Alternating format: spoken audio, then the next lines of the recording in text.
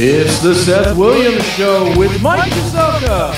And here's your host, Seth Williams and Mike CHESELKA.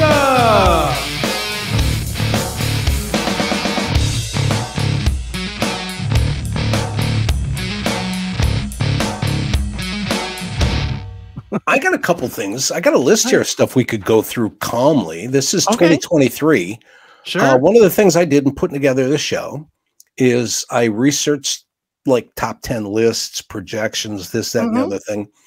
And I found pretty much some agreement all through the travel industry as to what the top 10, 12 places to visit next year might be. Okay. Next year, meaning this year? Yeah, 2023 places to go. Now, you want me to start at number 10 and work my way backwards? All right. Go backwards. Let me see if I got 10 or 12. 1, 2, 3, 4, 5, 6, 7, 8, 9, 10, 11, 12. All right. I have 12. Okay. Coming in at number 12 was small cruises. Okay. And that's an interesting market. I worked cruise ships for years and I've been on all the majors and all the big ones.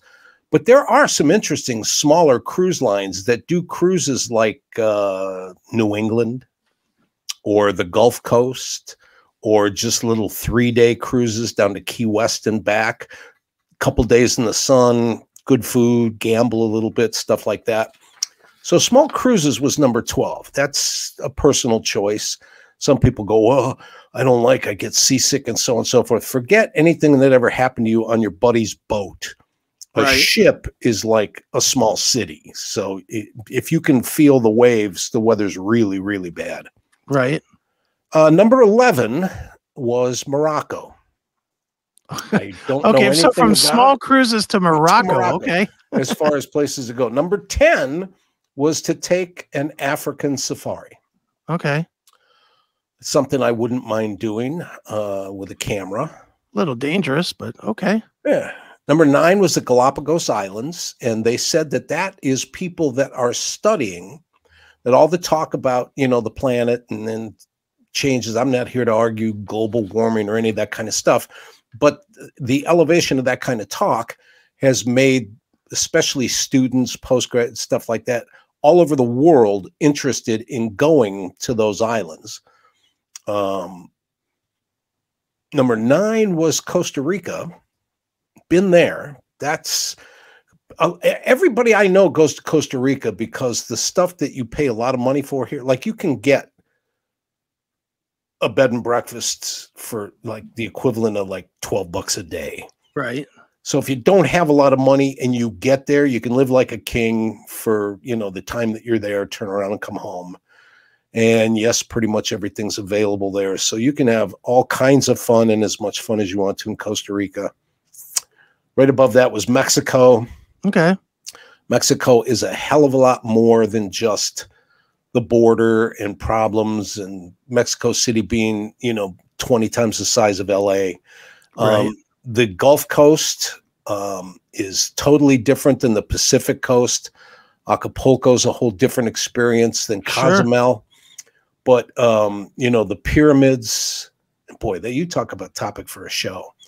You know, there are pyramids on all 7 continents. So that's, but Mexico's an interesting place to be. I've been there. Sure.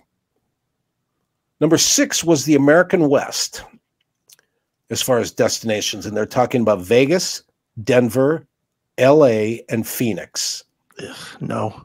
Well, you know, the biggest reason for that kind of travel during this time of year is places like Ohio, Michigan, Minnesota, West Virginia, Pennsylvania, New York, and every place that just finished with, you know, 14 below and stuff like that. Sure.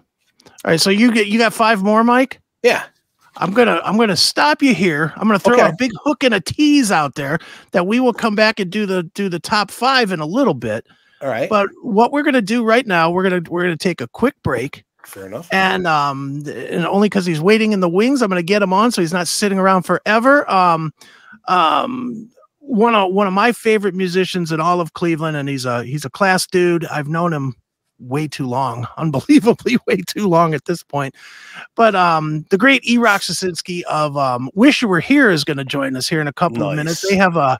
They have just a killer show that is getting ready to happen this Saturday over at the Agora. And if you have not seen Wish You Were Here, well, if you haven't seen Wish You Were Here at this point, I don't know where you've been. You must have lived in another city, because they are straight up arguably the best live act in Cleveland today.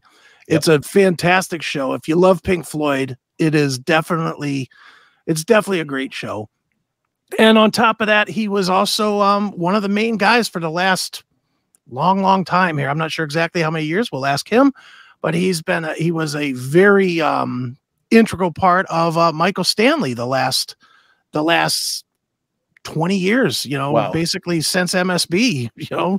There was MSB, then there was the E-Rock years. That's the way I look at it. So we will definitely talk to him about Michael Stanley a little bit as well, and Wish You Were Here.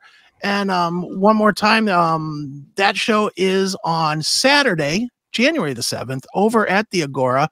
So let's play a couple of quick spots, and then we will come back with E-Rock Sosinski of Wish You Were Here. It is the Seth Williams Show. Well, why don't we do this, Mike? I know I cut you off halfway through that list. You want to finish the list of places that we want to go in 2023? Sure. This is like worldwide travel for all the magazines, all the tourist and destination places. The final 5. Number 5 is Egypt. Okay. Number 4 is the Caribbean, especially this time of year. Oh, man. Be nice. Anybody that's, you don't know what blue water is until you've been off the coast of Jamaica and Grand Cayman and so on and so forth. Number 3 was Southeast Asia, and they lumped together Bali, Thailand, and Vietnam. I love the food. I've never been to that part. That's the Far East is the only part of the world I have not visited yet. Okay. Japan is number 2. And the number 1 destination was Italy. Yeah, my mom actually went to Italy last year. She went to Italy and what is it, the Galapagos Islands or whatever that's called. Oh, she's been there too? Okay. Yeah, she's been there too. And cool. I've been to Italy, but just through military stuff, so it wasn't like I got to really explore it. But I've been there. I got a couple cool stories I'll share. Go ahead. First of all, in Livorno, which is the train station when your ship docks that will take you to Florence, which is where you see the statue of David, and that was on my to-do list. I had one of the best sandwiches I ever had. It was a loaf of bread that just came out of the oven, butter that had just come in off the farm, and a tomato that was grown locally. That butter, tomato, and bread sandwich was like, I still miss that sandwich. That was amazing. And number 2 was we took the train, went into Florence, stood in line, went in to see the statue of David, which is in a room that's probably maybe 40 by 40 foot wide. So 20 people in it at a time, and you walk around and it's everything that you wanted it to be. But I walked out, and some other people off the ship weren't done yet. So I'm outside talking to one of the tour guides, and the building right across the street was identical to the building that we had just gone into. And so I asked him, what's in those buildings? And he said, well, those are the works of Michelangelo. Okay. That the Italian government and the Vatican have determined are too pornographic to be viewed by the public. Wow.